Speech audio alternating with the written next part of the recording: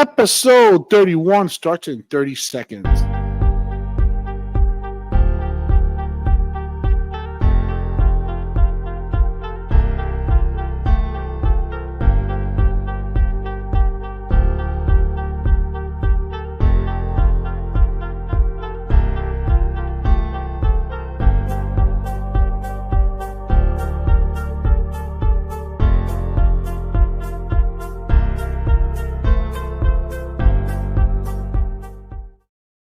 What is up, everybody? Episode 31 is on, and this one is brought to you as it's brought to you by many times. DZJ Notary Services is a local mobile, bilingual mobile notary service, and we serve East DFW. That's Coffin County, Rockwell County, Dallas County.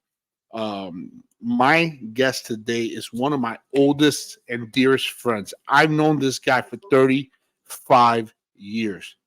35 years, a long time. He's a pastor of North Hialeah Baptist Church, aka Iglesia Bautista Hialeah. So let's bring him on. Isman Garcia, Pastor Isman Garcia. What's up, brother? What's up, my friend? How are you? Good, man. Like I said in the intro, I introduced you. 35 years we've known each other, bro. 35 years. My goodness. You made me sound old there. I was like, wow. I'm appreciative for the long friendship, for sure. You kind of are, buddy. Look at the gray hair. At least I can hide it with my baldness. But you... Well, I remember when we first met. Of course, obviously back then you had you had hair. I did too. I mean, mine grows. I just don't like it, so I cut it short. But you had and there's no insult, of course. I mean, you had good hair. I remember that. I used to spike it up. Yeah, I remember the V cut back then. That was the style back then. Yeah. I used to have it. And as a matter of fact, we turned 35 years of friendship. I think it was last month of the month. That's more or less the time that I went to La Luz school. That's when you and I pretty much met.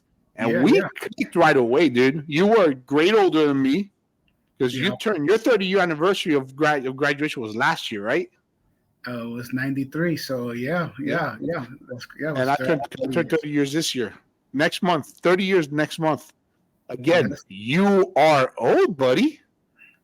I thought we were best friends, but I think I'm gonna leave the set right now because that's good. No, I'm just kidding. Yeah. I remember we clicked. I remember the reason why I don't want to get off topic, but just how we clicked is because, of course, other stuff, but of course our friendship and of course basketball because we're big basketball buddies. And the thing is, I remember that obviously you like the same team that I like, and the same player that I liked, which is Lakers all the way, baby.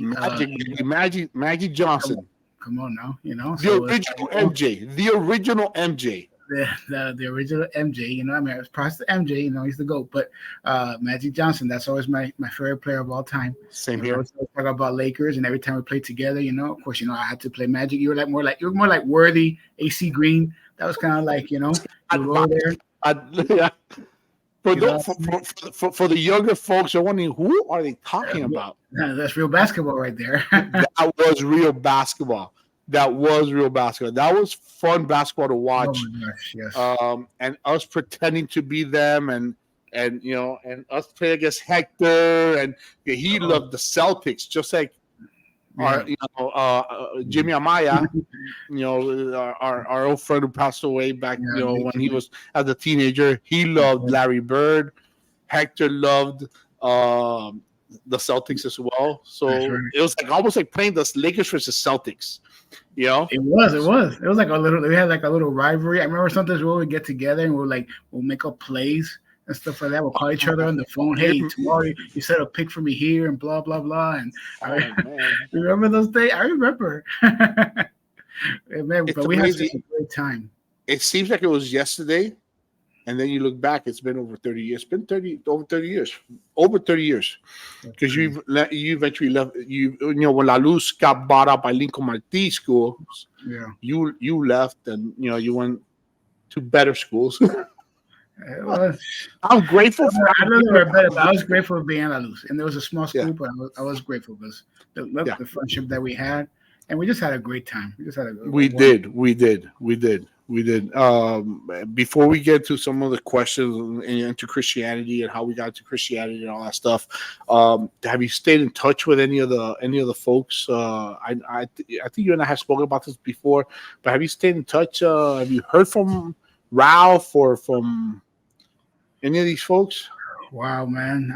I'll be honest, man. You're like basically like the only one. I mean, Ralph, I remember one time I saw him, but I'm going way back. I'm going back a little bit after, maybe like around 94, 95. Oh wow. Or, yeah, around there. So he was still, obviously, we were still young, but we were just like, young adults, I guess, 20 or 20s. He was like I mean, I know he played baseball. I remember seeing him. Hector, I mean, if you really want to laugh, I don't really want to get sidetracked with that too much kind of with your show, but with Hector. No. And I mean, I think he had joined the military. I don't think he's there now. He was also a corrections officer. You're right. I remember hearing about that. I do remember hearing about that. You're right.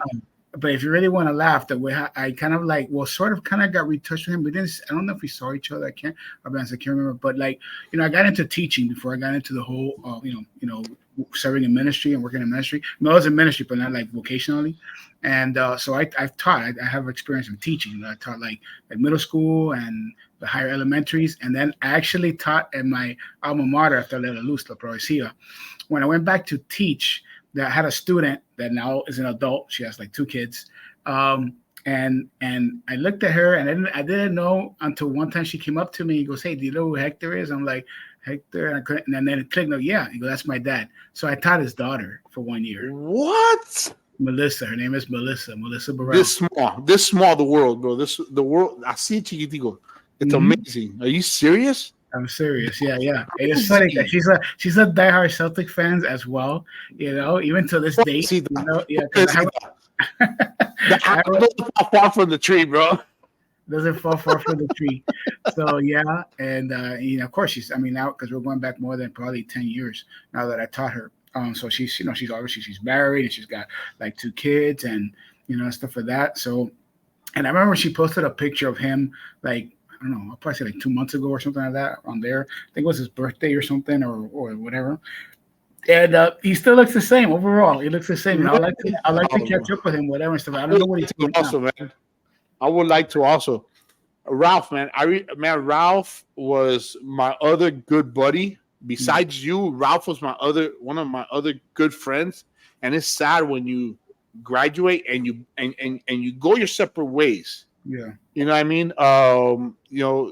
But it happens. I mean, I know it happens. Ralph, I remember Ralph and my cousin Amy, who just passed away a couple months ago, were interested in each other. I remember they were like someone interested in each other. So he was always hanging around my house also, and this was while we were still in high school, and even shortly after high school. We still hung out, but again, eventually went our separate ways. But yeah, I mean, it's sad. But I am glad that at least you and I have reconnected. Yeah. We reconnected a few years ago, and here we are, man. So I'm privileged and I'm honored that I could call you my friend still. Well, thank you. Same goes here, man. For sure. The memories that we have made and. Unforgettable, to be honest. Unforgettable. I have fond memories, like you said, of our school years and even hanging out. Even after we graduated, we still stayed in touch. We still hung out. So I have fond memories of our friendship. So it's cool. So I'm grateful. For sure. So I know about you, but. So people can hear a little bit more about you. Who tell us where you're from, your background, et cetera. Oh wow, okay. Well, of course, my name is Isman, and I was born here here in the United States, here in Miami, Florida. I was born to Cuban parents. A little bit of Puerto Rican mix there, a little bit. I don't know too much the background of that because my parents passed already. And but I grew up here, and my parents and my grandparents, and they basically raised me. My parents got divorced when I was very young. I was probably maybe like about, I don't know, 7 or 8. I would give or take. So mostly I was raised by my mom, and I think you remember my mom. I remember your mom. I know she was very involved. I remember she remembers you. Yeah. And then my grandparents.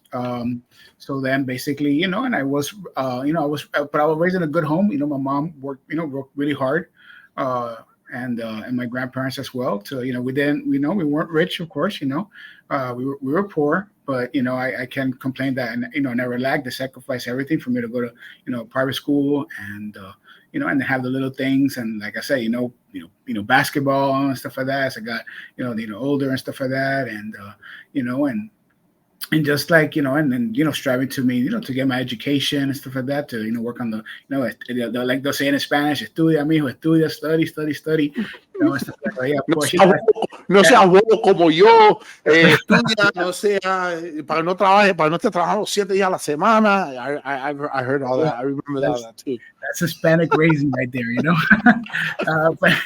but I appreciate it. So I remember that, and just seeing how hard they worked and stuff like that. So I couldn't complain, you know what I mean? And I had it good. I had it good. And just basically there, and I didn't really grow up in a Christian home to say, like some do, like have privilege, like say like our children and stuff like that overall, because I know your children and my son raised that. But I mean, I know there was like in the because primarily the Hispanic, overall one of the, I guess religions, you want to say it, it's like the Catholic, kind of a Catholic background. So I kind of grew up in that, but not strong. I did believe in God. I just didn't know exactly like how and who and what what salvation is and all that. But I know that there was like, a consciousness of God. And of course, just going through it through, the special days, to say like, Christmas and Easter and like that, until, well, like I said, I don't know how far you want me to go with my testimony, but until I was a young adult, basically like when I was like 20. And it's kind of funny, a little bit ironic, just before that, after like La Luz closed, stuff like that, school, the other school that I'm going was actually a Christian private school. But the funny thing is it wasn't there where I got to meet the Lord, believe it or not. It was after I left. Okay, well, hold on. La Progresiva was a Christian school? Yeah. I thought they were a Catholic school. So it was a Christian school? Yeah. Oh, cool. Yeah, because it's a Presbyterian church. Okay. So yeah. So the thing is, I could may feel that vibe just because the church has that kind of a look. Kind of like, and that, I don't want to say it looks like a Catholic church, but it has kind of like the look. So I guess it gives that impression. But it's a Christian school. I mean, it's because their denomination is Presbyterian. Even though I didn't understand none of that stuff when I went there. Yeah. So I remember there was Bible class and stuff like that. But I'll be honest, I really didn't like. Not because I was a bad student, I didn't really pay attention just because the Bible teacher, I don't know if she's still alive. I kind of doubt it, but because she was very old. But she was just like, all you had to do to pass the class was just take down her notes. And you take down all the notes that you say, you turn it at the end of the year, you get an A. I was like, oh, okay, that's all I gotta do. Then so I really didn't like learn, and it's not her fault. It's just that I can remember so much in the Bible class. But yeah, it was a Christian school, but it wasn't there where I got to meet the Lord. It was actually afterwards when I graduated in high school and I was in college. So when did you get to meet the Lord? When, at what age, and who planted? Well, and believe it or not, maybe La Progresiva probably may have planted the seed, but who takes the credit for bringing you to the Lord? Okay. Well, all right. So then, what happened is that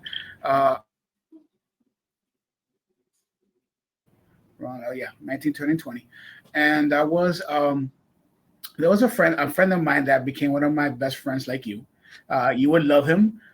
He's a pastor right now as well. And it's funny. His name is funny because his name is Christian. If it's just hilarious. Christian has the same last name as I do, Garcia. So we clicked because we love basketball. Now he's a big Michael Jordan fan. So he's not Magic, so we'll go at it with it. You know what I mean? We'll forgive him. We'll forgive him. We'll forgive him. But we hanged out. I mean, he was exactly like me and you, man. Like, Really? I mean, everything was just like basketball. Of course, I clicked in that school right away because when I would go, I'm 2 years older than he is. So I was in like 11th grade. He was in 9th grade. But we clicked right away, and I clicked a lot with his class because I would wait in PE for class, and then I'll play basketball and I'll play with their class, and and of course, I was pretty good, so I clicked right away. You were all right. No, I'm just kidding. Oh, thank you, man. I appreciate it. But you were awesome, bro. You were awesome. I just love the game. I really do. You were awesome to play with. I loved playing with you. Oh, no, likewise, man. Like, it was so much fun. So anyway, so then we clicked, and then just to fast forward, right? So I graduated. I still hanged out with them, even though they're underclassmen, because I'll go to like their graduations and stuff like that. We'll still play basketball together. I was driving already, so I'll pick them up. We'll go to different parks in Miami. All the parks in Miami, I knew them, bro, because I'll go to the parks and we'll that, like Riverside, Shenandoah, all these different parks. Park and all that. Oh man, Tropical Park. Man, we hit all the parks, man, and it will do well. And of course, other friends as well. So to fast forward, he graduated, but when he graduated, he hit it kind of hard. He had to everybody was like going to college and whatever. He had to like work right away because his parents they were older and they got his dad got sick, so he had to like maintain the house. In that course, I'm just saying that is when he got saved. So we would hang out all the time. We did everything. We would party together. We would like go roller skating together. We would go play basketball. We did. So there was a point that we were like not hanging out anymore because I know he was working. But then I also heard that he was going to church. So I'm not gonna lie to you. I got kind of a little bit jealous because then like he was like, "Hey, let's hang out and play some basketball." No, it was like work and then go to church. Work and then go to church, work and go to church. So I was like, okay. So it was like maybe like 6 months we hadn't like really like hanged out together. And then one day I just decided to reconnect, So he invited me to his house. And then before all that happened, like maybe like within a year or so, I mean, he was like at a very low point in his life as far as like his economy, his finances.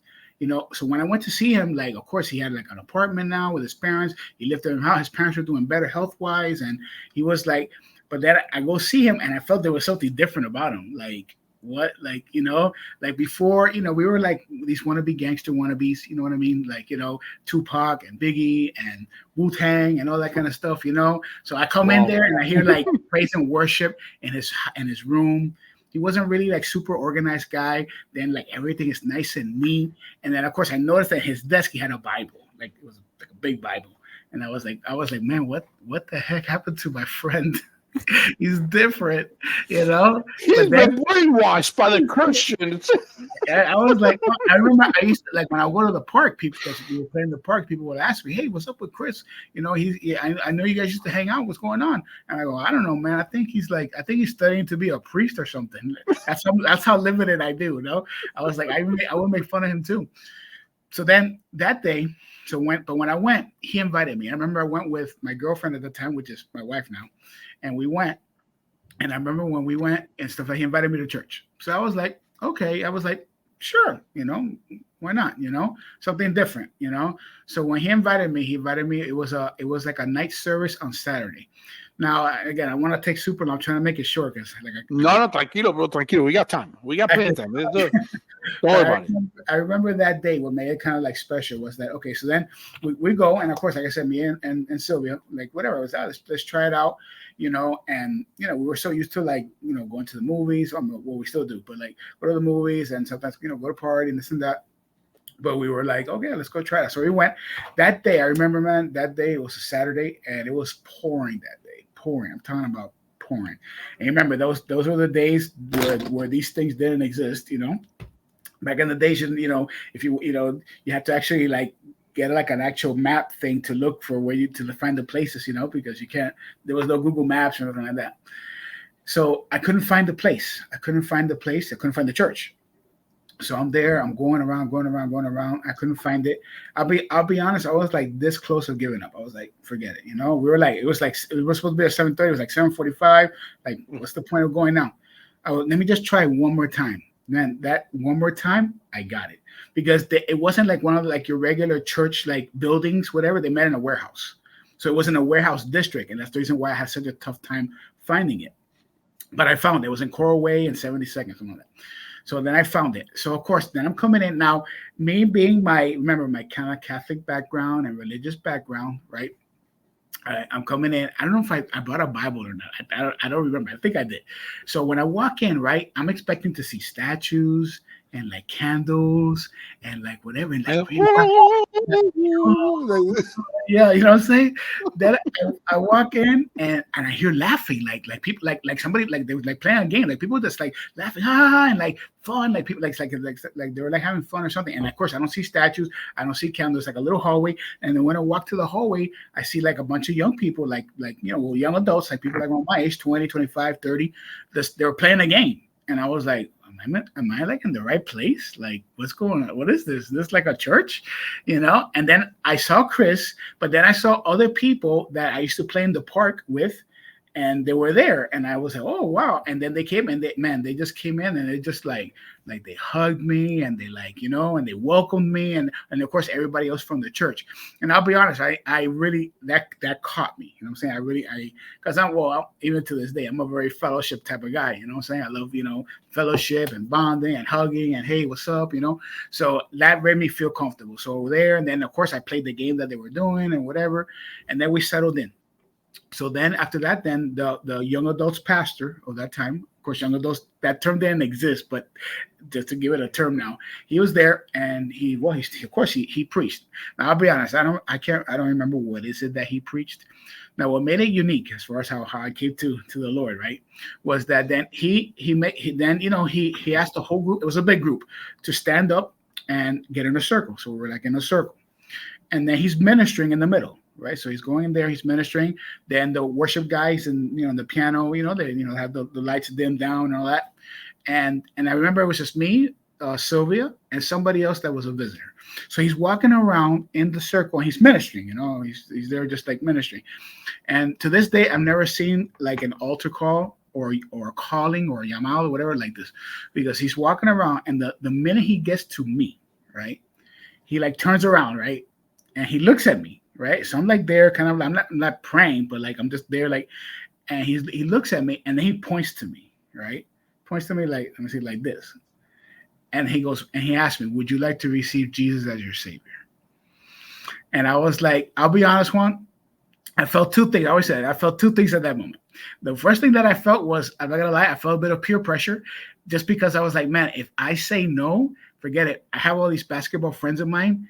If I go to the park, they're probably gonna be like make fun of me, or probably like, hey man, why didn't you like make that decision, whatever, and stuff like that. So I was like, but then I also felt something in my heart kind of like telling me, you need to do this. That tug. It's that tug. I felt like you need to do this, you need to do this.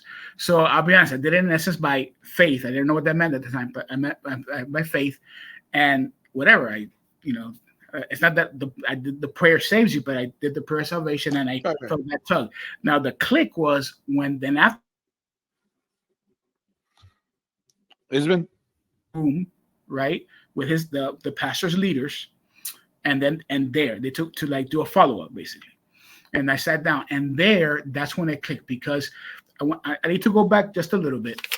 When I was actually, even when I was with you, like as far as like when we were together in La Luz and this and that, believe it or not, sometimes I would I was very sometimes philosophical a little bit. Like I would think of things, and one thing I would think about even when I was like like in like say by myself in my house, or when I was in my room and I would look up at the stars, because I like to look up at the stars and all that, and I would ask myself, man, what happens after you die? I would ask myself that question. And I remember do you remember this friend of mine? I think you do. Do you remember this friend of mine that's named David Piñate? Did you ever meet David Piñate? Of course. Yes. As a matter of fact, I think we may be friends on Facebook. I absolutely do remember David Piñate. Yes. Okay. Well, we were good friends as well. Of course, he was a humongous Celtic fan. He Larry Bird all the way. So I don't like him, but now it's so. So he was huge, and we were nobody's perfect, bro. Remember, nobody's perfect. That's right. We pray grace for him. But that's hilarious.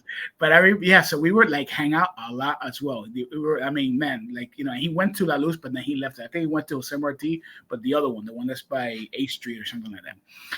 So, but we would hang out a lot, but I remember, of course, I didn't understand this, bro. But I know that I don't think he is anymore. I think he was Jehovah's Witness, but I didn't know what that was. All right. All I remember was that every time I wanted to give him a present, I couldn't give it to him on his birthday. I had to give it the day after or the day before. Which is retarded, which makes no sense. And again, no disrespect. No, I don't mean any disrespect to Jehovah's Witnesses. It is what it is.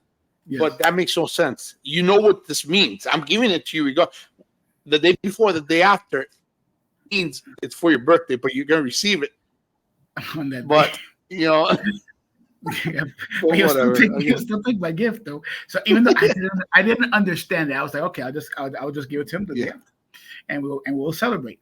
So, but I remember that I remember asking him, you know, and I remember one time he took me to un salon, one of those things. I didn't like the hall, the Hall of Justice. No, I'm just kidding. The Kingdom Hall. Kingdom Hall, yeah, it's called the Kingdom Hall. I went one time he invited me or something like that. I went with him and whatever. I really care. I have vague memories of it, but I remember one time. I believe I asked him one time, and I'll be honest, to this day, you know, not because I'm judging him or at all, you know, I don't know. We're kids, you know, so I had asked him, hey man, what happens after you die? And I'll be honest, if it was him that gave me the answer, it scared me because he told me, well, you know, you go to heaven, right? And when you're in heaven, God's there, and you're basically gonna be like a statue, you know, like in heaven, just there, and in essence, I guess, worshiping God. And I was like, "You're gonna be a statue? So you mean like I'm gonna be like this for like the rest of my life, whatever, like some type of like statue?" So I was like, I was honest. I was like, "Man, that's boring." That will turn anybody off. Yeah. And I was like, not because of that, but I'm just saying that I was very intrigued. What happens after you die? Because I'll be honest, with that and other things, I was scared to die because I was like, man, you know, what happens after? I can't believe that afterwards, you know, you lived your life. And I tell people, I love life. In essence, I love to like laugh. I love to have fun. I love to play basketball. I love to like watch movies. I love to like, eat, you know, all this kind of stuff. I like to, and I was like, man, I can't believe after all that, you just become a nothing. You know, and I'm very peliculero. I'm very like movie-ish, you know, meaning like for me, you know, when you see like a good, like solemn movie, they always portray heaven like kind of like this nice, like solace place, you know, the deers running in the background. And, you know, that's movie. I get it. But like, I've always pictured it that way. This place where you're just like in harmony, you know, I had that in my heart. I'm telling you that because then fast forward, right? I'm here at church, right? I make the prayer of salvation, right? I'm in the room, right? And there's other background things too that go with it, but I don't want to like take too much of the time. And then when they're explaining to me the decision I made to Christ, and then I remember one thing that they said was like, with Christ, you know, you have eternal life. They showed me John 3:16 and John 14:6, you know, and they were telling me about like, okay, that through Jesus Christ, you know, you don't have to fear death anymore. And how you have eternal life. And I remember I looked at the leaders and I was like, so you mean to tell me that if I accept Jesus, you know, as my savior, you know, I have eternal life. I don't have to like fear death anymore. And I was either like, nope, you know, and of course they showed me the scriptures. And I was like, you know, I want that. Like simple enough. Just give it to me. That's you know. So there, I made like there for me was like really like the prayer of salvation right there. You know, I surrendered my life to Christ. Like for real, and then from there on, like even like Sylvia was surprised, in essence, because then I was going to church. And she said, "Oh, you're gonna go to church, whatever?" Like, I'm gonna go to church. And I remember that, you know, even to like, if you just give me a second, don't move, because it's right here. Just so you give me a second.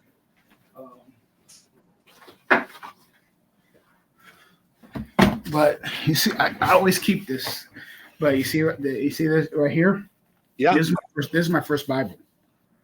And I remember I accepted Christ in March, like the end of March. Mm-hmm. And my birthday's in April. So, my friends, including Chris, just right here. I mean, that's hard to see it in the camera and stuff like that. But they signed it for me. Here's Chris, Serpa, and Danny, and Max, and they bought me my first study Bible for my birthday, and I still have it here after what 20 something years. So yeah, it was crazy. And then from there on, I just there was, you know, then I got involved in church, guys started getting discipled. And it's kind of funny because I went to a Spanish church. And this is a side note. Though I could speak Spanish, but I'll be honest, my Spanish when I was like in my adolescence, in our teenage years, because we talked English, we really didn't like talk too much in Spanish. It was mostly maybe not even so much to my mom, it was more with my grandparents, but it was very, very like limited. My Spanish wasn't great, and I still think it's not great, but I could defend myself a lot better. I could translate and all that. But so I went to a Spanish church. So imagine, I would understand some of the things they say, but like say when they'll make the jokes and all that kind of stuff, or the punchlines or whatever, I'll have to look at well, she was my girlfriend at Sylvia, and like, okay, hey, what did they say? Oh, I get it now, huh? And everybody finished laughing, then I started laughing, because I did it because it was just kind of funny. But that helped me to perfect my Spanish after being there for some time, and obviously getting involved in the church, and then I got involved in youth ministry, which was a big portion of my ministry in my life from a lot. Well, it still is in my heart. I still always have a heart for young people, obviously, but of course it's because basketball and all that. But then I started getting involved, and then started getting discipled, and then in that course, of course, that's when I felt the calling. Here it's kind of funny too. I don't want to take too much time, but you see, I also brought this out. You see this right here? This is the Bible that they gave out when I graduated high school. Really? Yeah, this Bible right here in Spanish. And it's funny, I just kept it.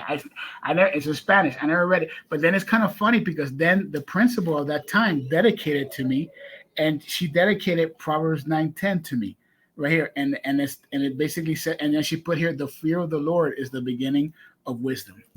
Not knowing, I just kept it because it was just a graduation memoriam. You know what I'm saying? Kind of like you keep your tassel and, of course, the diploma, and then they give you a Bible. And to this day, I've kept it. How cool! I felt like that was like kind of the Lord, like planting the seed. Yeah, setting it up for the moment that I will truly give my life to Christ. So going back to La Progresiva, so they did plant the seed. Yeah. And then your buddy Chris started, watering. What's the name of the church that is Crystal? I know Chris is a pastor. Is he the pastor of that church, or is it a different? Or is he pastor of another church now? Yeah, no. Well, he is, in essence, is the pastor of that church. The thing is, the church has gone through, how can I say it, transformations, maybe, because right now it's not happens at the big. Things happen, fallouts and all that kind of stuff. Yeah, it's just life of the church. But so in essence, so at the beginning, it's not called this anymore. It was called Centro Internacional de Alabanza. International Center of Praise. It was never. We didn't have an English service, but it was in Spanish. Then from there, it became Ecclesia, which still exists, just with the pastor that was that pastor of that church, and now he just took it. And then Chris was there, and then now Chris, now it's called Numa Church. Numa Church, yeah, which I follow. I follow him now on, because you had told me about him before. I follow him on Facebook. Yeah. So it's Numa Church right now. Cool. It's funny. When I accepted Christ, and that's thanks to my wife. When her and me started dating, I was same thing. I was raised Catholic, and I say Catholic because I wasn't a practicing Catholic. She invited me to church. It was a Christian church, Spanish Christian church.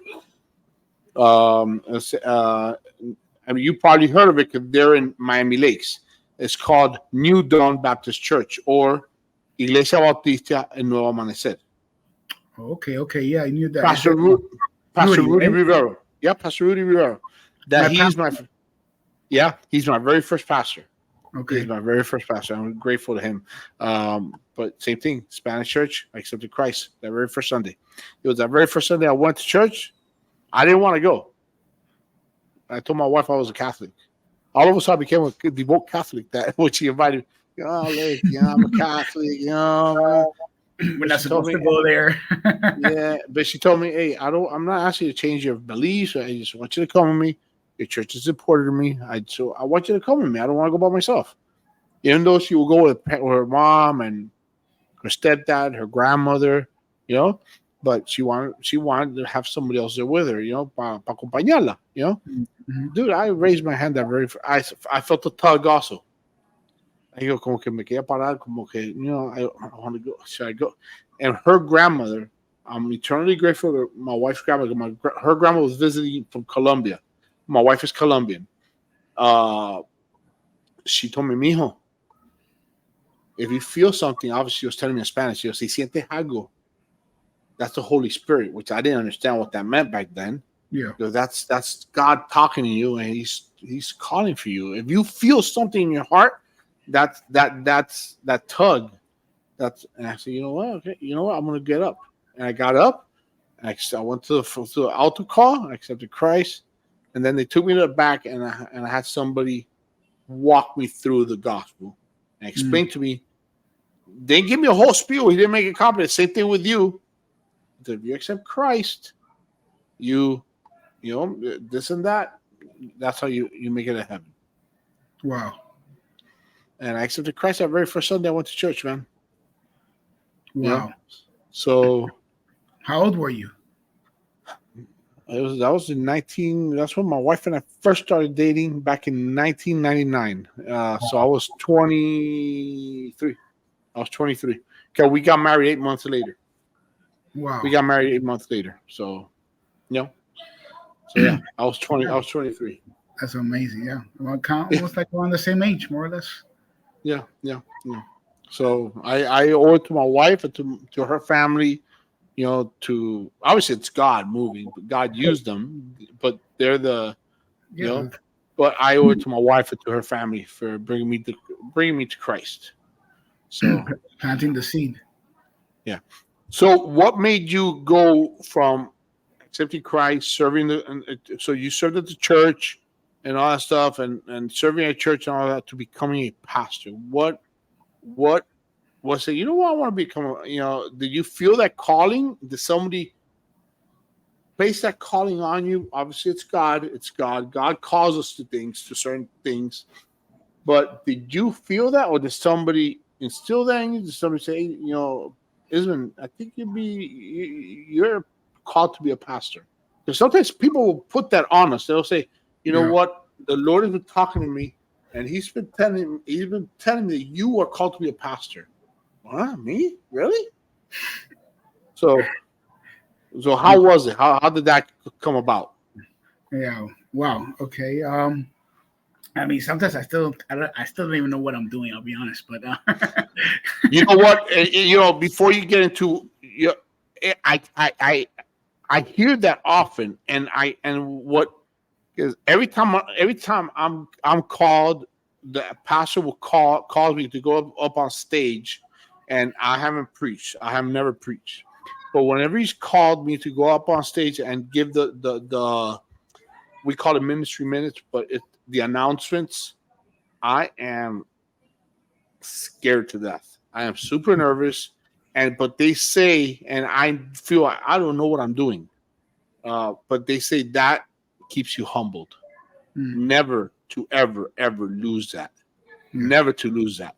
So that keeps you humbled, and you're supposed to be in awe. I mean, you're doing God's work. You got to represent Him. Yeah. So, sorry. Go ahead. No, definitely. Yeah, that's a great reminder. No, yeah, for sure. It's definitely all about His grace, and don't deserve it even to this day, my friend.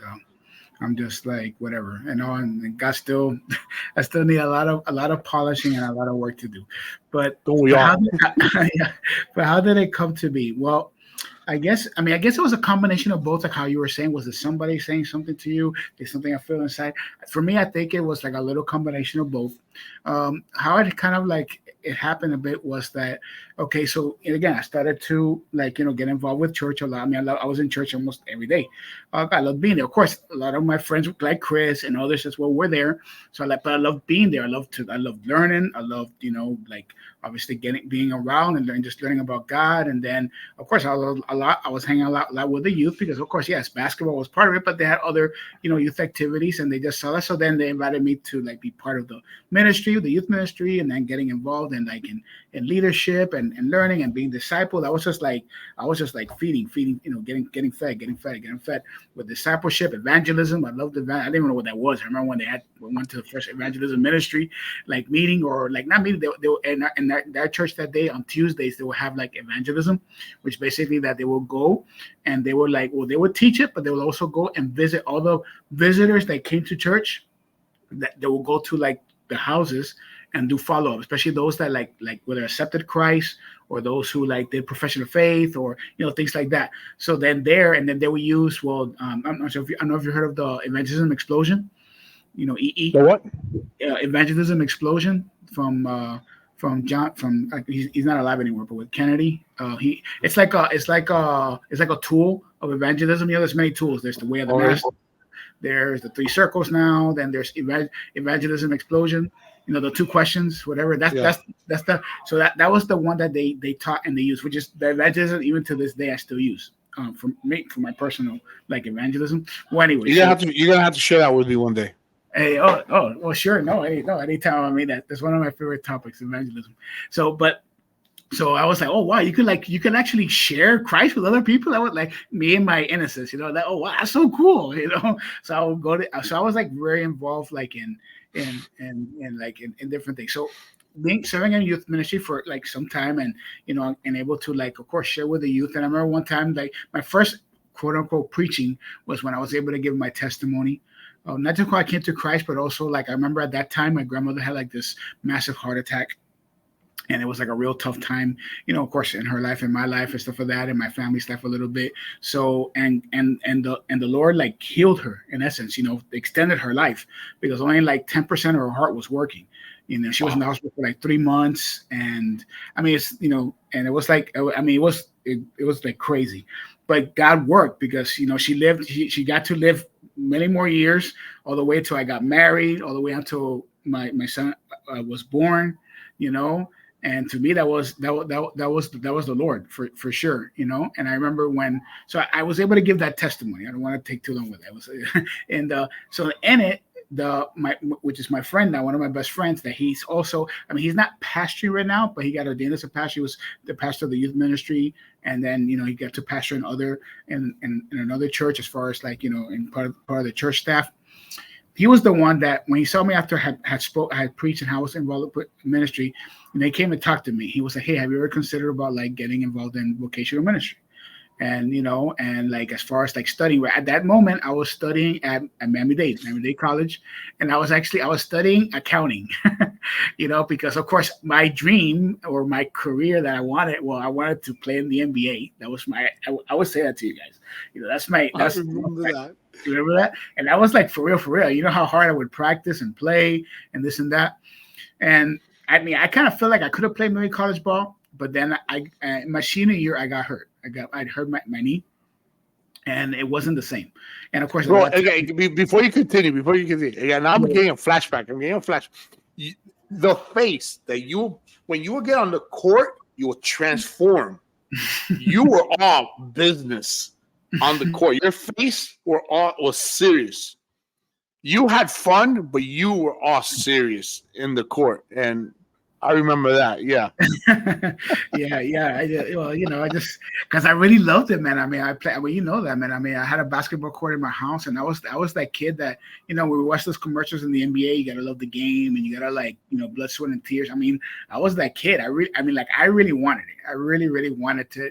Because I loved it. I really loved like the game, the innocence and the pure. And I was that kid at midnight shooting free throws, 100 free throws and stuff like that. So, but of course, seeing that, so my knee got hurt in my senior year, and I kind of knew that. And of course, I didn't we were poor. We couldn't get like the surgeries and the MRIs, not like how it is today. So whatever, I recuperated, but I knew I wasn't like the same because it will give out every now and then. So anyways. So I was studying like accounting because I was good in math in high school. So my mom told me, "Hey, you're good in math, so hey, accounting and this and that." So that's why I got into it. Even though taking the classes in accounting, I noticed that math is very little of it because you have a calculator, so you don't really like everything's just ledgers and all that. But anyways, I didn't really find like purpose with it. not, like, I mean, I was doing it, whatever. So when my friend Serpa told me about that, and that he felt like, like there's like a calling in my life, because like how I could just, how I speak to the people, and then when I did that message and this and that, have you considered going to like seminary or like Bible college? I was like, I'll be honest, man, still in my innocence, I was like, wow, you could do that. You could actually get like, yeah, of course, because he was going to Trinity International University. So he's like, hey man, why don't you like try? I was like, okay, like transfer. So then it's funny, I was meant in the summertime. So I went out there, and imagine, you have to be accepted. They don't just like take anybody. Right. You gotta, like, you have to have a letter from the pastor, from, and other references, and you got to write your testimony. You got to write. So man, I remember that was like in June, bro. I did all that. I talked to the pastor as well. They wrote like the recommendation, blah blah blah, bro. And in the beginning of August, I got accepted at the Trinity. Which is the Bible college that I went to. Yeah. To study, to get a major in biblical studies. And I went, wow, it was like, wow,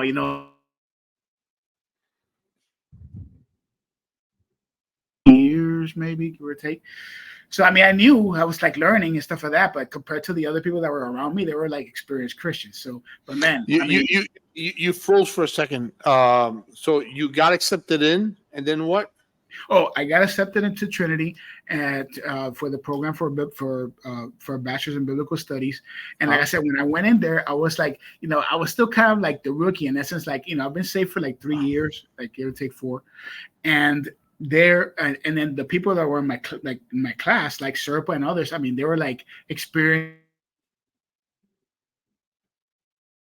learning. I knew, but man, like, I'll be honest. I mean, I kind of like I ate it up as far as like taking all these like theology classes and this and that, and just like learning, of course, and applying it to ministry. So there was kind of like, I guess, like maybe like the theological development. Maybe that's where it came. I graduated in 2001 with a bachelor's in biblical studies, and then afterwards, still kind of feeling like the calling and stuff. I'm fast forwarding, like I'm trying to make it like a summary. What kind of, I guess, sealed it more.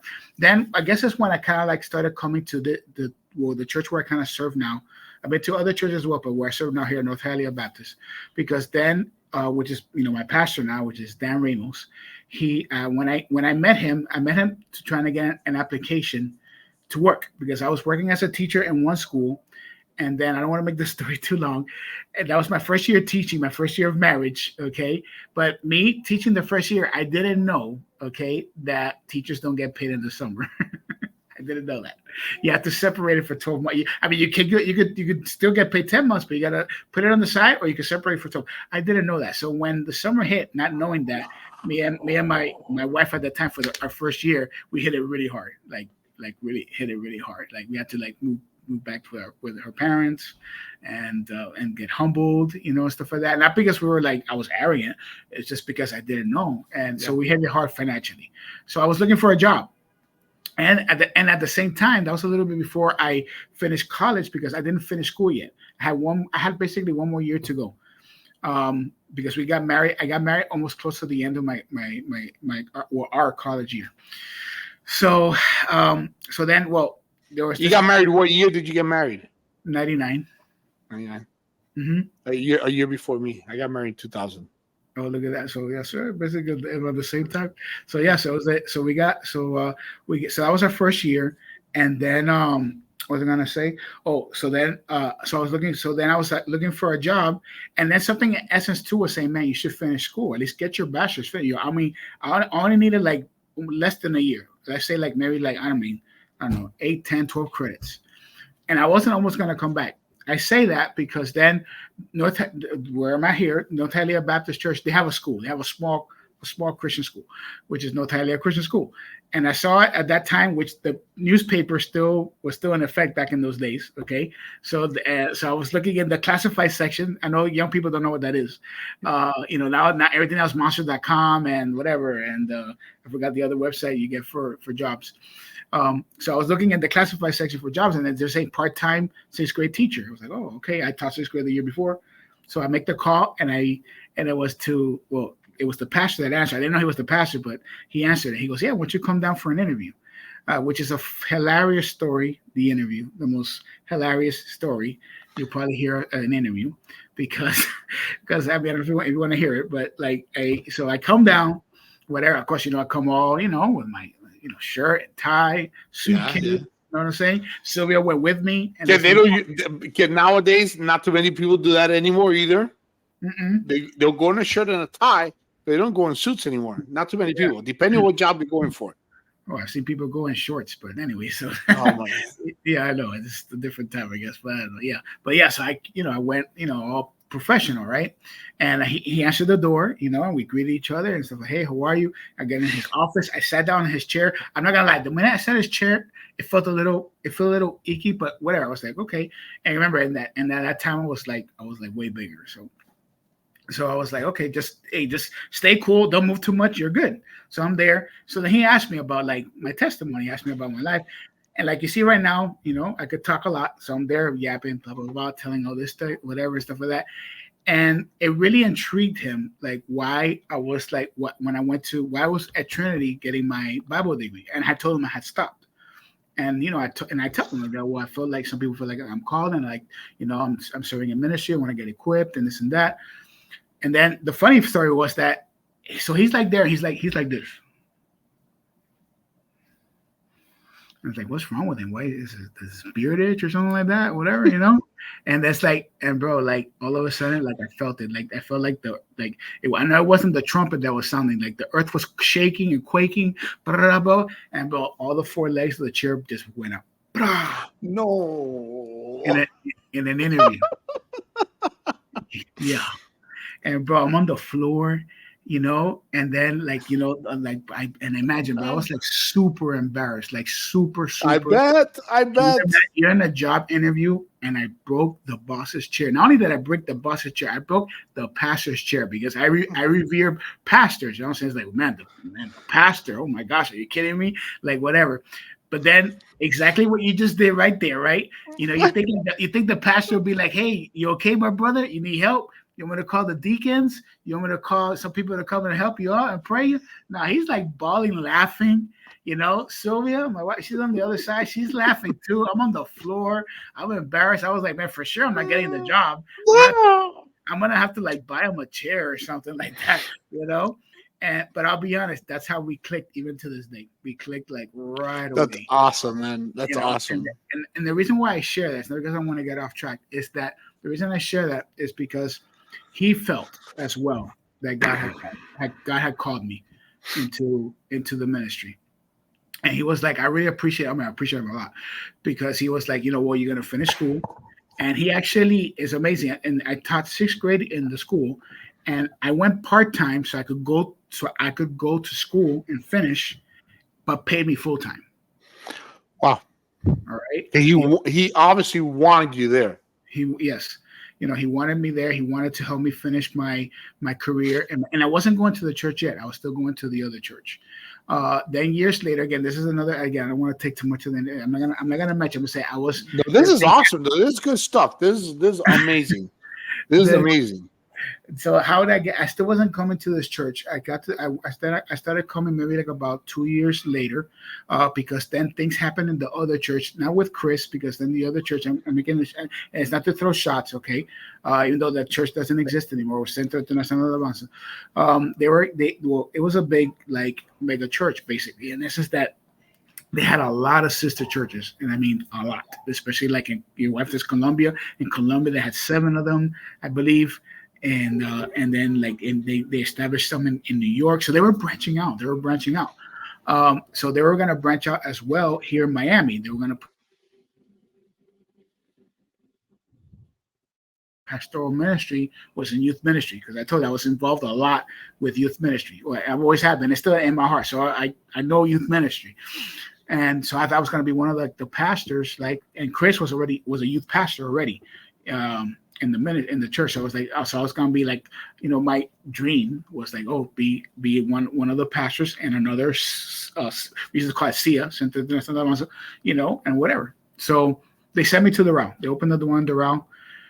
That's another story for another day. But long story short, it didn't work. It didn't click like with their pastor, which the church doesn't exist anymore.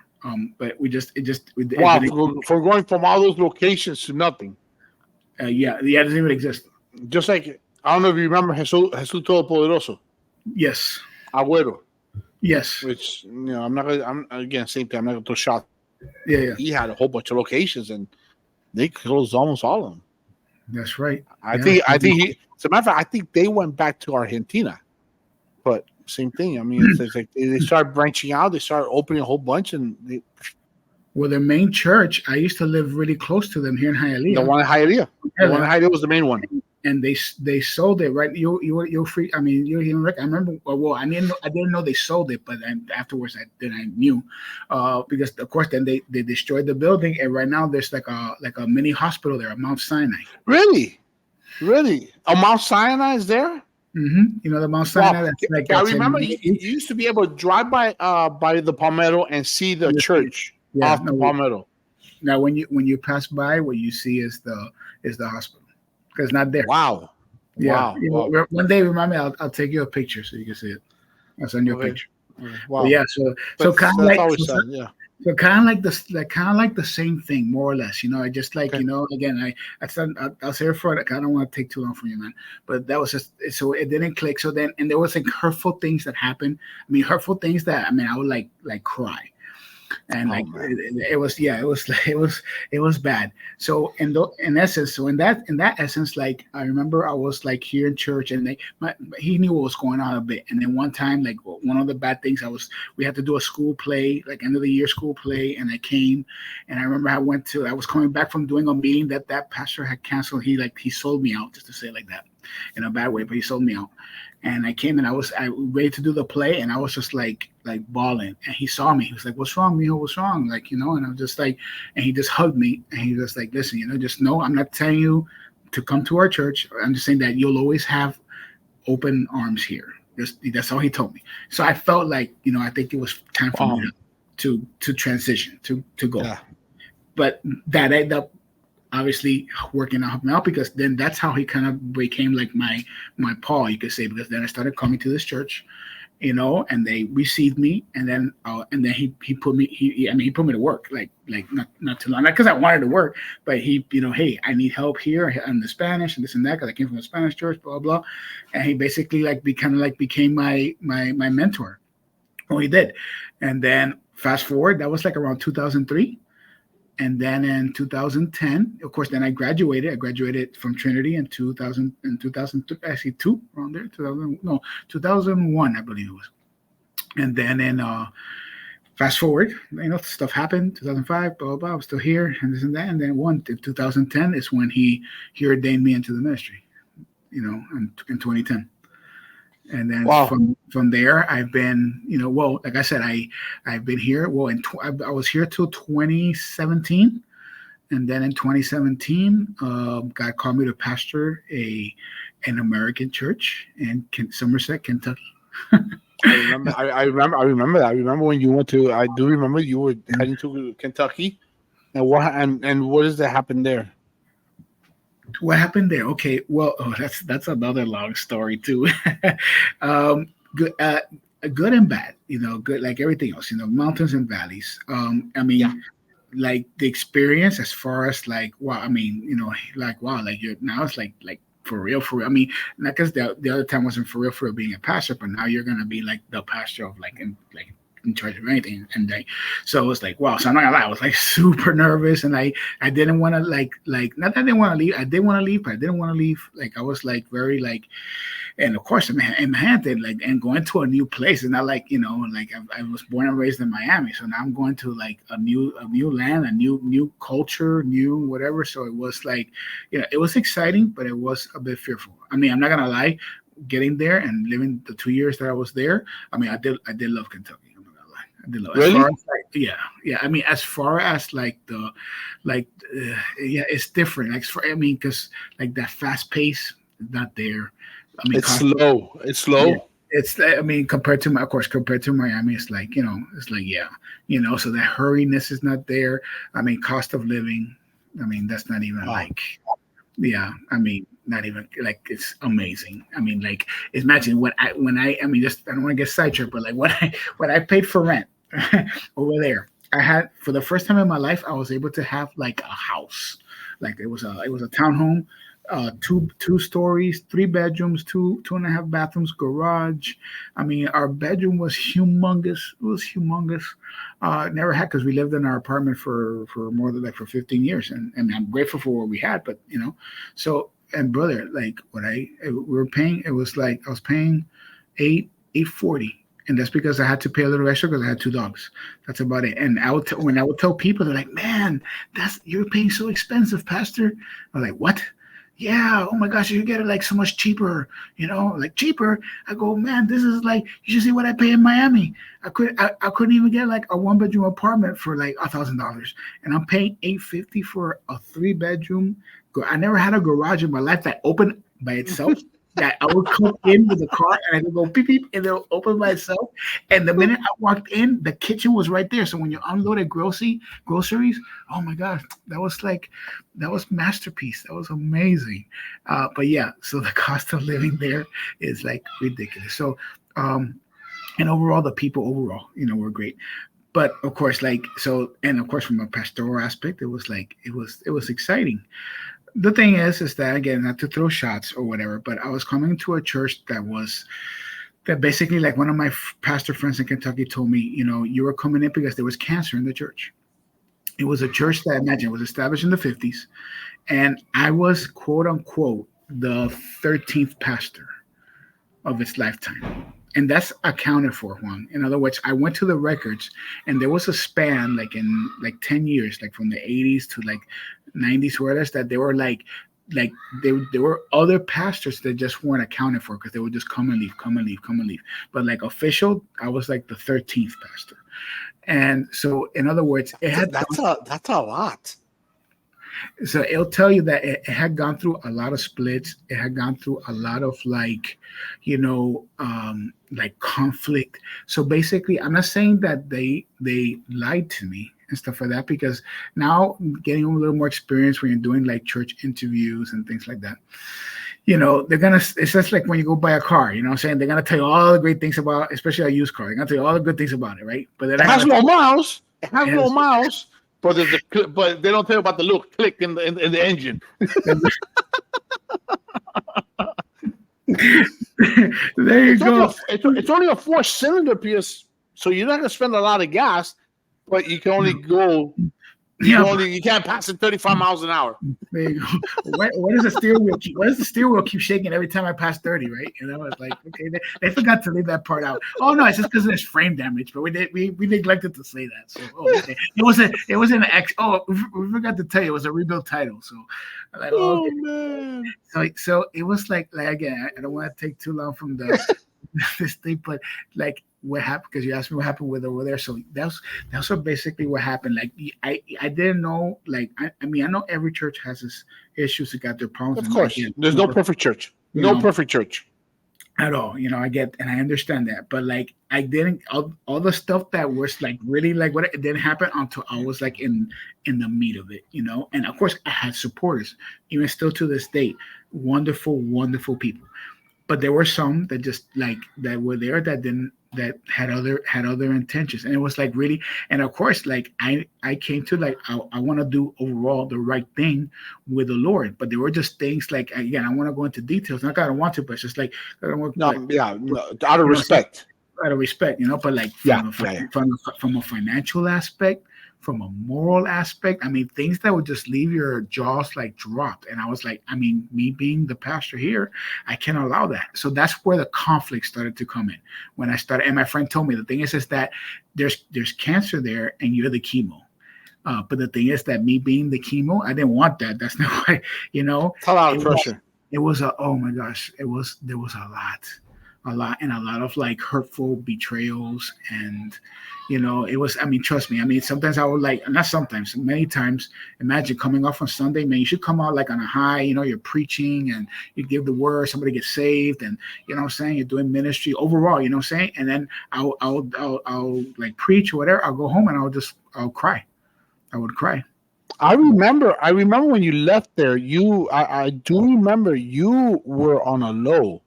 I remember you and I were in touch, and you were I remember you were on your way back home. You were on your way back to Florida, and you were not doing well spiritually. You were walking with God, but you were emotionally drained. Yes.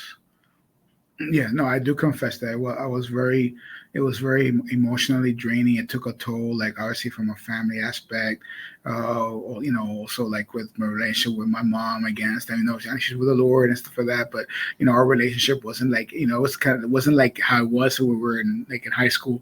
It was very great, but she was going through stuff, and then just like, and then combination that with the church and then the prayer. I mean, imagine when I started there was probably we were like probably about 80, 75 people, which is a pretty decent sized church, even though the size doesn't matter, but you know what I mean? No, I know what you mean, though. I know what you mean. At the end, like towards the end, like when I was just before I left, we were probably about 15, 20. Wow. 20. So it became pretty much a Bible study. I mean, pretty much, at the end it was like me, just almost like not just me, but my wife and my son being like 12 at that time, but like really were the one. I mean, other people as well, but like were the ones like kind of helping them, Isaiah will help me turn on the church for me. Sylvia will help me do like the music as far as like doing it through YouTube. I could play the piano and all that stuff, but I did like imagine had people that had left me, and stuff like that, like from the music aspect, from the sometimes the stuff like they say like the Sunday school a little bit, and I mean it's like again that'll probably be like for like another show, not because of bashing, but like because there's just so much like details with it. But it was a very, very, very tough experience. There was great moments. There really were wonderful moments. Wonderful again. There's some friendships to this date that they still I still maintain. I still call. They still thank God for that. And Thank God for that. There's some real wonderful people, but from an emotional standpoint, yes, and then spiritual. Well, it did take a toll, and it was like, okay, is this really for me, and stuff for that. And actually, and even before that, like I said, I didn't even come to Florida still yet. I mean, that's another testimony. Then after that, I was coming back. I was about to come back, but then God opened the door for me. It's a friend of mine in Chicago. He was a pastor, and whatever that told me, hey man, that's called Corporate Chaplains of America, and Adrian, you froze when you said that you reached out to your friend from Chicago who was a pastor, and that you cut off after that. He was a pastor. He's not a pastor now, but right. He was, and we hooked up at a pastors conference in Moody like years ago, and then but he was working for this organization called Corporate Chaplains of America, which basically, I don't know if you've heard that organization or I've told you about it. You told me about it. I told you about it, right? That basically what they do is that they put chaplains in the workforce. And you became a chaplain. I remember you became a chaplain. That's right. He told me, hey man, you should, because he knew what was going on in the church, and then like other like friends even from Kentucky were telling me, hey, you know what, you should really like consider putting up with me, not just for chaplaincy, but maybe something else, because like basically they were telling me where you're at, it's just toxic. It's just toxic, but you came to do what God called you to do. You came to clean house. I didn't understand that at the beginning. I didn't really, I accept it now, and praise God that the church right now is flourishing. It's not called what it was called before. I know who's the pastor now, which is a great man, godly man, and I'm really happy for what the church is going, because the church ended up disbanding and then uniting. They went through the process of revitalization, and now the church is booming. It's under another name, which I'm really happy. I'm really happy. I'm praising God for that, and I'm grateful for the relationship I have with that pastor, Pastor Jamie. Good. But this guy, so he told me to, hey, so he had told me, hey, you should apply, man, and then and you're still doing ministry. It's not pastorate, because you're not like preaching or anything, but you get to preach the gospel, you get to like counsel people and this and that. I was like, okay, well, so I sent my application, and it took some time. I mean, like, wow, it was funny. It was like almost like 4 months, and right before the week where I was about to like basically leave to Florida, right there is when they called me. Last week, and they say, hey, listen, we applied, and we see a good condition and stuff like that. I'm thinking it's gonna be like maybe like in Florida or something. I think I applied for Orlando. There was a position in Orlando. They go, no, this is for Tennessee. I was like, where Tennessee, which is right under Kentucky. So And then, so whoa, obviously, I ended up taking it. It was in Chattanooga, Tennessee, and I was a chaplain there for almost like about a year.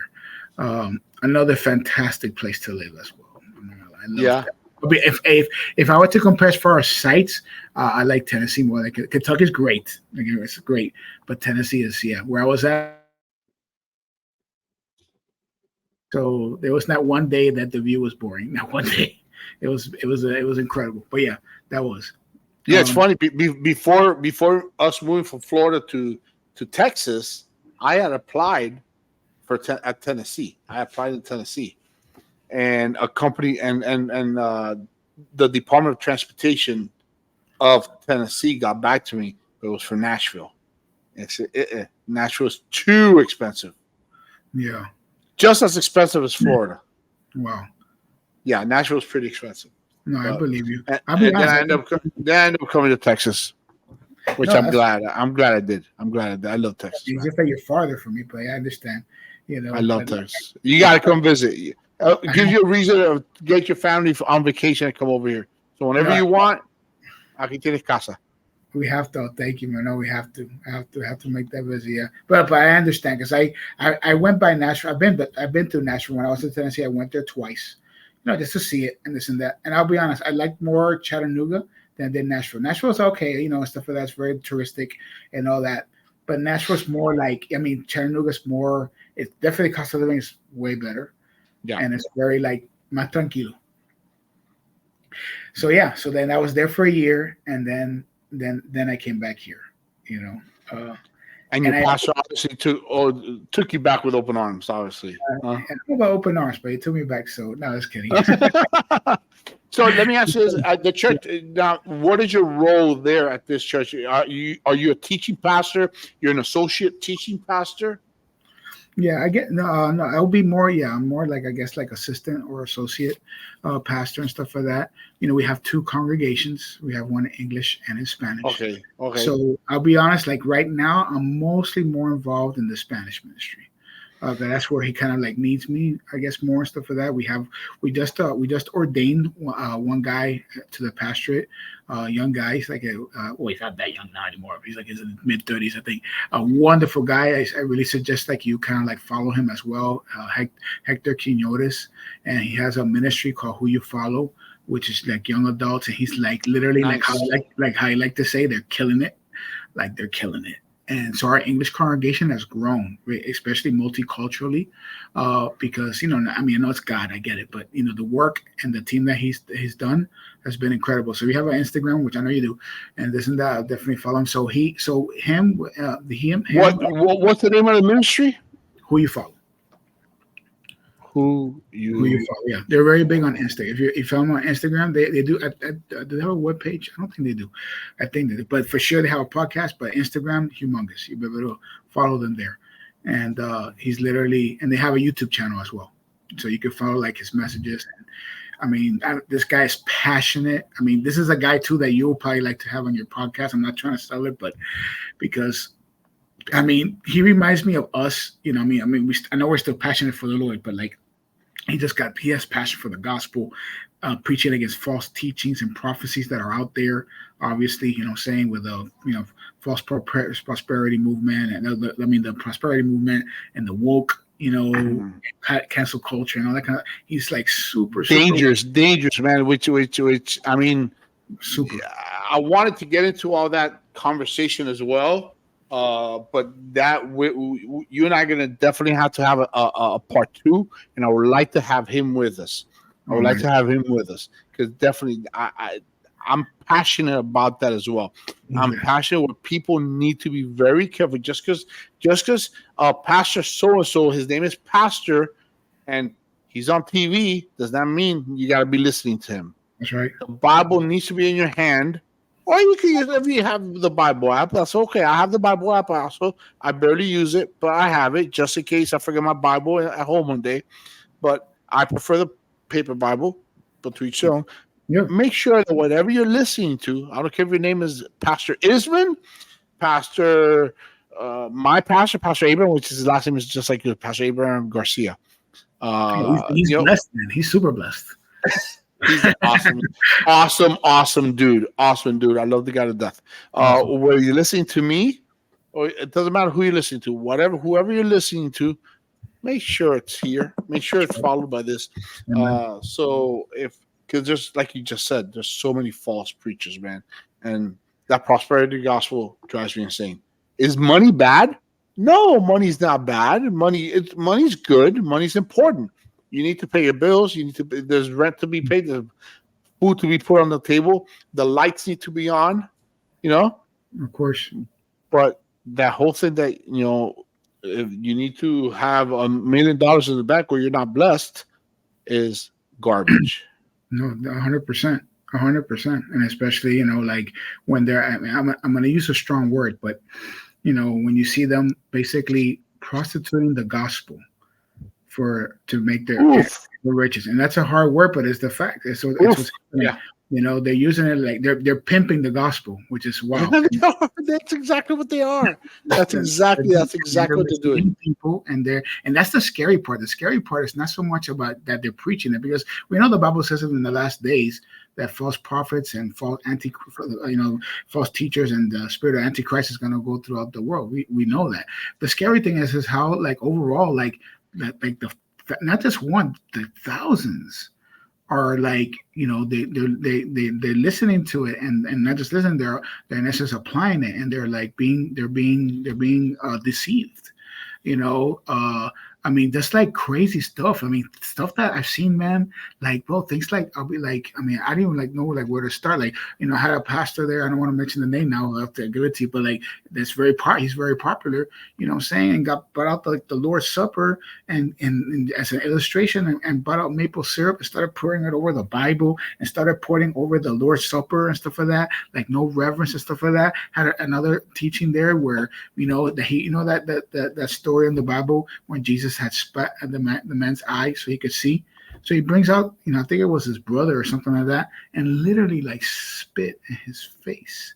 Like, and he honked it too, like roasty, he honked it, whatever, and you hear the people like, oh, like whatever. He goes, oh, you be quiet. Oh, you're just like you're so religious.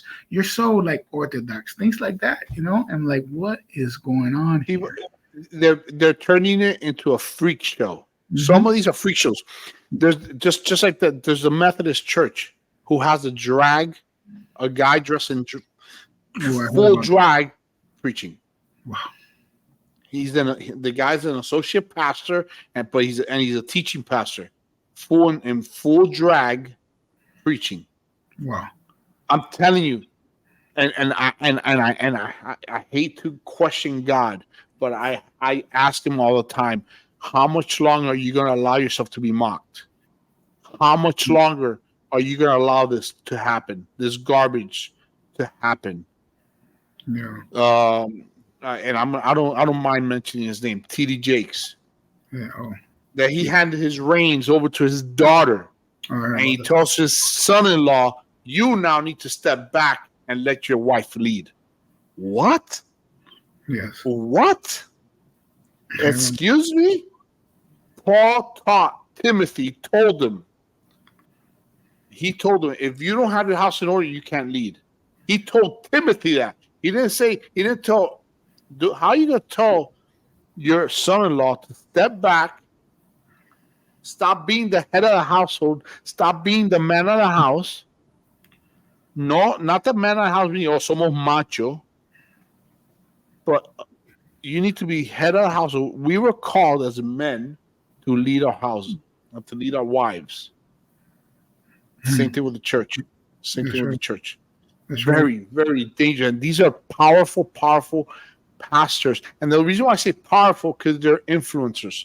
Yes. They're very influenced. They have thousands and thousands and thousands of people in the churches. Joel Osteen has 42. The biggest church in Texas. Yes. Is Joel Osteen's church.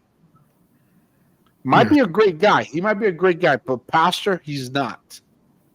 He's a motivational speaker who happens to be a Christian, in my opinion. Yes. He's no pastor. We have to be very, very careful. Very, very careful.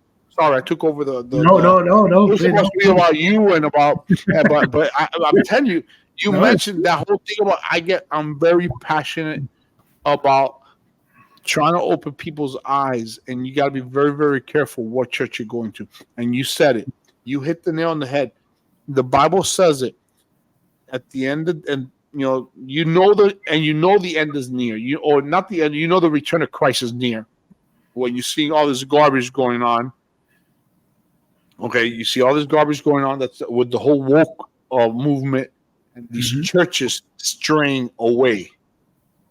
These churches straying away. Churches that were once good. I used to like TD Jakes. I used to listen to TD Jakes at times. But what? Yes. He cares more about being popular towards Oprah, being popular with Oprah, being popular with and Oprah and he said Oprah said, I believe there's several ways towards heaven. No, there's only one way. There's only one. And when she mocked that lady, I mean, that was years ago when she had her show. When she mocked that lady, there was a lady that stood up in her show, or whatever, and said, "No, it's to Jesus. How about Jesus?" She was like, "Well, anyway, so what about Jesus?" And like basically mocked her. Pobrecita. Stuff for that. So yeah, I get it. But then TD Jakes says, "No, I definitely understand." That's the reason why I definitely recommend that. You hit up this guy, Hector. He's very like you. He knows. He's very passionate about that, especially during these times, because again, I mean, like it's of course it's sad, but I also believe that in God's sovereignty, he's allowing it because that's how there's that verse, right? That it's a scary verse. And I know you know it, and it's in Matthew, right, where Jesus separates the goats and the sheep. Oh yeah. And the qualifications of that is that hey, you did signs in my name, you did miracles in my name, man. You even rebuke demons, bro. You even rebuke demons, right? And Jesus is saying, man, but guess what? I never knew you. I got goosebumps. So those are the scariest words, in the entire Bible. Those are the scariest words in the entire Bible. You know what? My son and I were talking about that the other day. As a matter of fact, last night, we were talking about stuff like that. Because he has a friend who wants to become a Freemason. I go, okay, and he asked me, "Probably, have you heard of the Freemason?" I go, "Absolutely. We had presidents who were Freemasons, and that got brought from Britain, from England. But yeah, that's a secret society type of thing, and that's a sect for the pit of hell. Yes, they know the Bible, but so does Satan. Satan knows the Bible, but anyway, that is one of the scariest. That is the scariest verse in my opinion. Yeah, it's very scary. Apart from me, I never knew you. So sometimes the only way that you could, not because God knows already, but the way how like how we like to say, the proof in the pudding is that you need to heat things up. Because when things get heated up, then you're gonna be able to know who are the ones who are standing on the truth or who are the ones that are not in the truth. You know what I'm saying? Because we know the truth sets you free, but some are being deceived, or have they, are they truly saved? Do they truly know the Lord? Because again, like you said it right now, Satan knows the word, and people say, "Oh, it's because I believe in God." Well, the Bible says the demons believe too, and they flee. Yeah. So it's not so much more just like, okay, I believe and stuff like that, but have you trusted? Do you have faith in the Lord? And part of that is, are you literally, like, I love how you said at the beginning, you brought out the Bible, right? Are you in the word? Not because so-and-so said it, it's because the Lord said it, but you have to be in the word. And then of course, if you're a Christian, you've come to Christ, you have hunger for the word. I know we're not perfect, because I'm not perfect either, okay? And and I struggle, and do I apply it all the time? No, but God doesn't leave me there. He draws me to go back to Him. But there's a genuine love for the word, and to get in her word. Why? So that we will not be deceived by all these. The Bible says doctrines of demons. These are doctrines of demons, teachings of demons, but how are you going to know what's going to separate those, like the sheep and the goats? The sheep that are dressed in wolf's clothing, because the Bible talks about that as well. They might look like sheep, whatever, but guess what? They're disguised as wolves.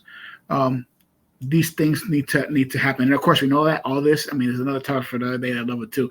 This is all set up for what's coming, because we know, well, we don't plan to be here, but in the tribulation period, the Antichrist is going to establish his government, his reign, and of course, that's when God's wrath is going to be poured out on the world, right? The bowls and the trumpets and this and that. But then people are going to be taking up the mark of the beast and things like that, But you can see all the stuff that's happening in the world. You see how all that is like setting it up where like before, like talking about like woke, right? And even like churches that are applying that whatever philosophy, how easy they could be like deceived, because now like things that were like, man, like common sense, right? For us, whatever.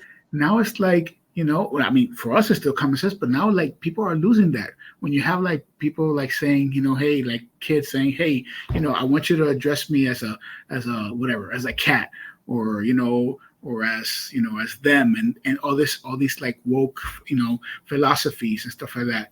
Man, that's I mean, that of course that's a scary situation, but you can see that all that is setting up so that when the Antichrist is established, he'll be able to easily deceive the people because they're being deceived already.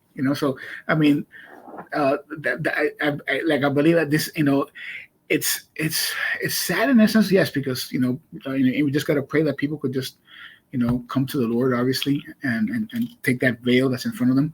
But at the same time, it's also, hey, it's more proof that the Bible is real and that the Lord is coming again. It's just like more, it gets more and more evidence, and more excitement in essence, because we want the Lord to come. Like it says at the end of Revelation, right? Maranatha, come quickly, Lord, come quickly. And Lord, come quickly. We need him. We need him now. ASAP. We need him ASAP. We need him yesterday. Yes. But, it's like you said, man. I mean, we just got to we got to press on. We got to stick to our faith. Sorry. There were a couple other things I wanted to get to, but we're running out of time. But let me ask you this. What makes your faith so strong? Why, what is it about your faith? What is it about? Sorry. No, it's okay. What is it about God that calls your attention? Why is your faith so strong? Oh man, that's a really good, just because like so many thoughts could come in there. That's a very like broad question though, because it could go so many areas with. I mean, first, our understanding it's all about His grace, man. Like Paul said, right? When I am weak, He is strong because His grace is sufficient. And God has just been so grateful for me. Even right now, just talking to you, man, and just able to like do this. Because trust me, I fall short. Again, I'm not like when I was talking about like the sheep and the goats and this and that. And it's not because I'm not even judging the unbeliever and stuff like that. But I want you to come to Christ. That's my objective. I don't want you to go to hell, and I want you to have this relationship with God. I really do. And I know, yes, I'm a quote unquote pastor. I'm a Christian, and yes, I fall short. I fall very short, and I have a lot of areas in my life where I need God to polish me. But regardless, no one can dissuade me that God's not real, that Jesus is the way. There's just so much evidence that Jesus Christ is the Son of God from a spiritual aspect, but also from a historical aspect, but also from just the essence of the testimony. Yes, I'll be subjective in my life, because God has just been so gracious to me, saying the aspect that I gave my testimony about having eternal life, but also like just seeing the things that God has done in my life, saying through the course of my life and stuff. And I've seen God's hand, the people that He's put in front of me, my family, my church family, my friends, people like you and stuff like that, moments where just like, God has just like, of course, one of my biggest ones obviously was what happened to me last year, with my open heart surgery and being in the hospital for 49 days. And that was a very low point in my life. I confess it. I'm going to say I was like all spiritual when I was there, and stuff like that. I mean, I even had like the nurses, like even some that weren't even believers, encouraging me and and I would see, that was for me, God's hand, kind of like, Amen. And when who was it? I think it was I was reading the story the other day about Balaam and stuff like that. He wasn't even like a believer. I mean, it was during the Israel time, but God used a donkey to even like speak to him and stuff like that. So they were like, so God was using people there that even that in essence weren't like believers, but like to encourage me. So in other words, so when I see those things, and other things, like I said, that's a very great question, man. That just encourages me to to push on, to hold on to the faith. I'll be honest, one like I say, I know no one's perfect. I'm not perfect at it. I wish I could be stronger. I wish I could be more dedicated to the Lord, more holy. Stuff like that. I have my struggles, but that's why I say it's His grace. Really, it's just His grace. It's nothing that I do, that I've done. Because like the Bible says our works are like dirty rags. So my works, my righteousness falls short. It's all because of the righteousness and the love of Christ, and that allows me to do that. That in itself, and learning to rely on that.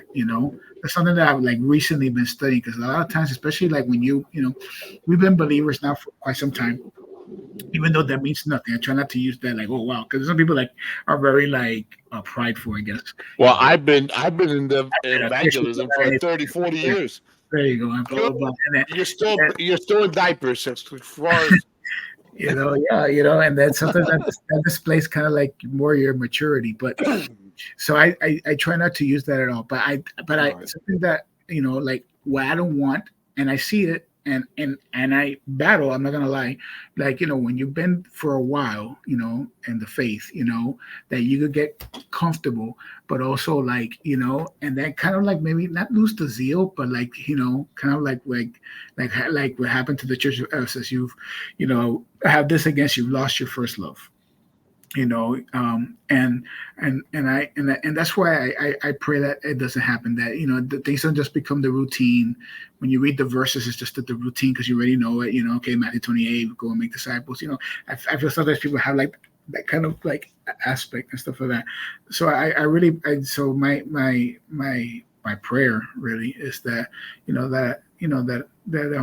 that my love for the Lord, that doesn't just become a routine, doesn't become like, just like the ordinary and stuff like that, but that I could continue to grow, in His love and be passionate for His things. I don't know if that kind of like makes sense and stuff like that. No, it makes total sense. And you brought up a couple of things, and hearing your story from not just Him saving you from death to life as far as spiritual, but Him bringing you through that valley of leaving the church from Kentucky, then going to Tennessee, and then bringing you back over here. That's number one. He got you through that because you were at a low point. He got you through that.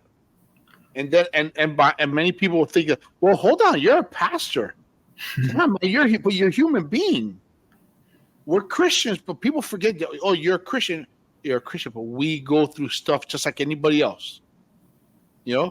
If people knew how many pastors suffer from depression, but they're not supposed to. Yeah, they can though.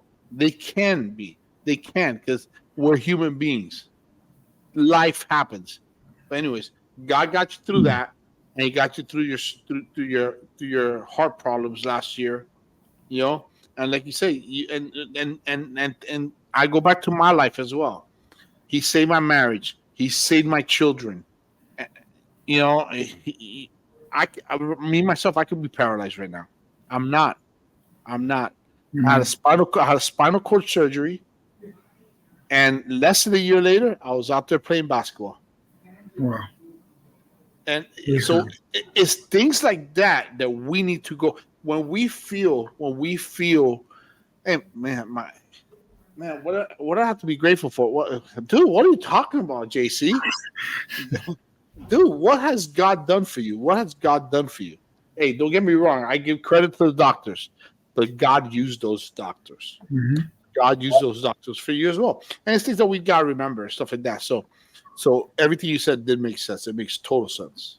No, yeah, you definitely brought a good point. Like, just like, even like like for example, like the last 2 months, 3 months, like in March, I had to do like 3 funerals. I've done more funerals than weddings in my ministry. So I don't know if you want to. That's a good thing or bad thing, That's but sad. No, yeah, that's. I mean, well, it's a good thing in the sense if the funeral is, a a believer. Yeah, I get you. a believer. If it's not a believer, Mhm. that's gotta be a tough funeral to do. You know. It's it's tough, and but the reason why I mentioned that is because and then there's been one of those persons, and then there was another one last year, whatever, that they had the same surgery I did. They had open heart surgery. Um, I had quadruple bypass. I forgot how many. Well, just make Wow. the long story short, both of them didn't last.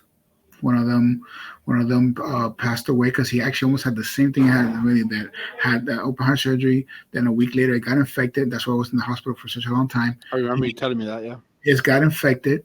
But when they went into surgery to try to I think they were going to take out the pins or the things, whatever that was infected. He passed away in the surgery. And then this other person had the same thing, had bypass surgery and stuff like that, but was only lasted for maybe 2 or 3 months and stuff like that. I mean, they both knew the Lord overall, and stuff like that. Thank goodness and stuff like that. I just mentioned that because I'll be honest, man. I look at that and I was like, oh man, I mean, I'm grateful, but that could have been me. Yep. And I know people remind me, they just tell me, well, God has a purpose for you, and I need to remind myself of that, because sometimes I'll be honest, sometimes you get kind of okay, why should I be thankful? Or sometimes we get in a rut, or whatever, whatever, I'll be honest. I've been kind of I mean, just I don't mind being, I'm a very transparent person. Lately I know we laugh about the old and how we used to play ball, but I know I've been struggling with the whole midlife thing. I know I have, what I'm saying? Because I guess that's, I used to laugh when I used to hear that when I was young, midlife crisis, that's whatever, but now when you're in it, you're so it's man, so I guess, I don't know, maybe I've been struggling with that because I have these weird emotional reactions. Sometimes I'll be on high, or sometimes I'll be down, or I don't know what, and like you said, even pastors, what I'm saying, it doesn't matter wherever you're at, you're a leader, you're a teacher, you're a pastor, whatever, you're a Christian, we all go through the same, We're humans. We're all humans. that's right. So those are my battles that I go through, and and stuff like that. And then and looking at that, it's man, I should be more grateful. Hey, look where God took, and I'm very grateful. Look where God took me from. That could have been me and stuff like that. So again, that's why I go back to His grace. It's just here because of His grace. And we should, me myself included, meditate more on that, because that's what gives. Now I get it why Paul said, when I am weak, He is strong. His grace is sufficient. But we have to lean on that, lean on Yeah. His grace, what I'm saying, and stop trying for me to, because that's another thing too. See, I have a hero complex.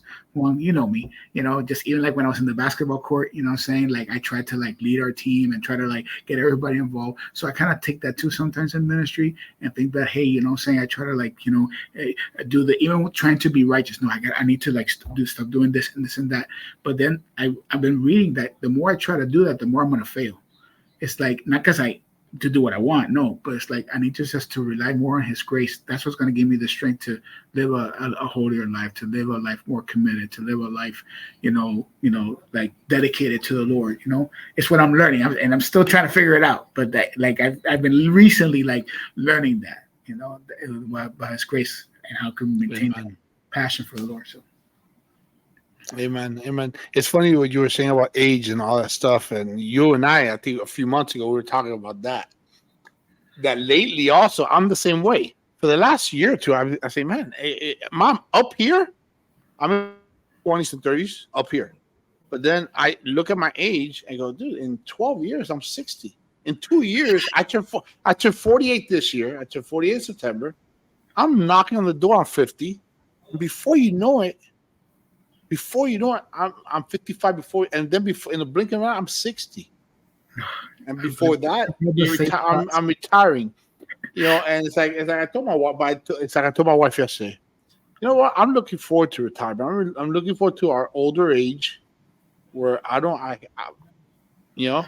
we could do things just together, whether it's ministry, whether it's doing other things, but it's her and me together, you know, instead of me wake up in the morning and going off to work and, you know, being away from my wife the whole day, you know? So, but it's funny you're saying that. I think about age quite a bit. Lately, I've been thinking about age a lot as well. I think, man, before you know it, I start thinking about people, you know, I start thinking about people that are 62 years old. You know, man, they look, you know, that some people say that's old. No, it's not. That's only 14 years older than me. They weren't even an adult when I was born. That's right. That's right. Yeah, that's right. No, it's true. It's fun. Yeah, it's true. I've had those thoughts as well. I'm there in the morning. I look at the mirror and I'm like, oh, yeah, oh my gosh, 12 years from now, I'm going to be, well, for me, at 11, whatever, I want to be 60. Oh my gosh, 60, you know, and stuff like that, you know. So it's like, and then just like these thoughts that are not from the Lord, you know, like, oh my gosh, so that's it. Your life is like over. It's downhill. That's it. Yeah, and like, those are the battles, you know. That's it. Like your good life is over. That's it. You're like downhill. Forget about it. You know, you can't play ball. You can't work out or whatever. You know, that's like it's dumb thoughts, you know. But those are the battles, you know. And those all about and they're dumb thoughts, but they're satanic thoughts because they come from Satan. Yeah. The best is yet to come. Amen. The best is yet to come when you're in the Lord. That's right. It's a different life, man. It's a different life. But man, let's wrap up. What are the service times at your church, English and Spanish? What are the service times? Oh, okay, sure. Well, on Sunday, Spanish is at 9:15, and then English is at 11 o'clock. And then we also have our Wednesday studies as well. Wednesdays in Spanish is at 7 and at night. And there's an English one too, like for the older Bible studies, like at 7 o'clock. And then the one of the young adults, which gets ridiculously packed, is they start like around like 8 o'clock, 8:30 and stuff like that. And they also have, like I said, they have the YouTube channel and the Instagram with a lot of follow who you follow. So those are basically our service times here at our church. Yeah, all that information will be on the description here. So, folks, if you are in the area, if you live in Broward County or, you know, South Broward County or even in Dade County, and you're looking for a home church, I don't want to take anybody away from their churches. If you're looking for a home church, hey, give North Hialeah Baptist Church a visit. Or if you're visiting South Florida from another state, don't miss church on Sunday just because you're on vacation. Go to church on Sunday and visit my brother Isman. Folks, please like, share, and subscribe to the podcast. If this was an encouragement to you, make sure you like and you share.